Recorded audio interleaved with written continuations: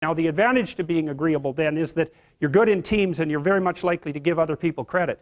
The downside of being agreeable is that you're not very good at putting forward your own interests.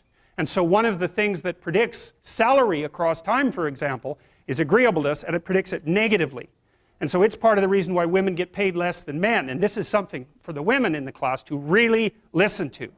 Because how you get paid across time depends on a very large number of things, right? It depends on your skills and your abilities and your position and your social network and all of that. But the other thing it depends on is whether or not you actually go ask for money. Or maybe that you don't even ask. Because actually you don't ask for money. You tell people that you need to be paid more or something they don't like will happen. And I don't mean as a threat.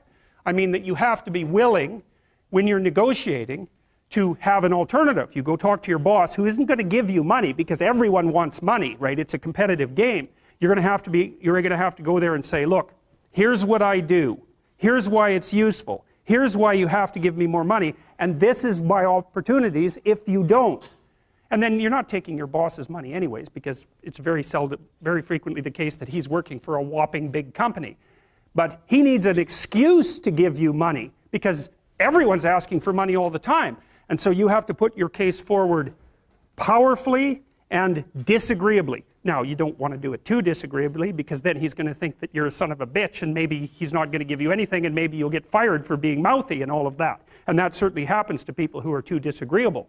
You got to get the balance right, but it's definitely the case. And the other thing that happens to women that's also worth noting, and this is probably because they're higher in negative emotion, is they tend to underestimate their own utility in business settings, right? Because if you're trying to evaluate what you're like, and you're more tilted towards negative emotion, then the things that you do that are wrong are going to stand out more on the foreground than the things that you do that are right.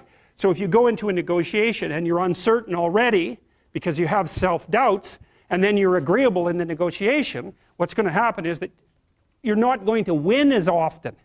And winning in a business setting or in a career development setting means more opportunity for promotion and more revenue generated. Now, the downside of that, of course, is as you climb the business hierarchy is that you also have to take on more responsibility.